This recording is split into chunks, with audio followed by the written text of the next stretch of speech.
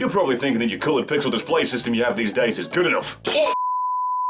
You thought wrong.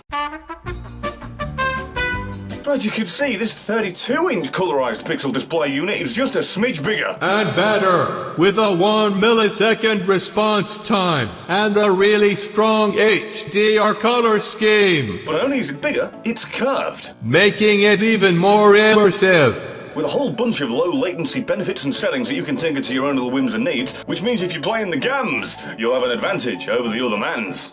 And womans. Girls play games too. They also have a 49-inch monitor, which as you'd imagine given the size you've just heard is essentially two monitors in one without the partition, separation, border in the middle. So if you're streaming like me, you can have all the things that you're playing on one and all the things you need to monitor on the right, you know, like the chat being real mean about my lack of hair. This one still has the benefit of being quite large and enveloping yourself in whatever game you might be playing. Playing yourself some Skyrim remastered for the 3,000th time. You can do what we did and marvel at the amazing graphics of Anthem. How do I even change weapons? And if you find yourself on the competitive side of things and you don't actually want the screen to be that big, you can actually shrink the display down to 1920 by 1080. It doesn't lower the resolution, it just shrinks down the monitor to the size you're usually accustomed to of 24 inches, I would imagine. Jealous of the man that's true for in no context. So you're still getting the competitive edge of having a small little space so your eyes don't have to wander too far so you've got everything in front of you in your peripheral vision. Then when you're done with that, you can change it back and then play yourself some Skyrim, whatever the hell single player experience where you're not losing out on the edge. Because we've all got to play to win these days, right? Can't just play to have fun, God forbid. And then later when you've showered after your sweaty games or whatever it is you have to be playing, you can settle down, put some Netflix on this beast and it'll be a nice, lovely, massive screen in front of you.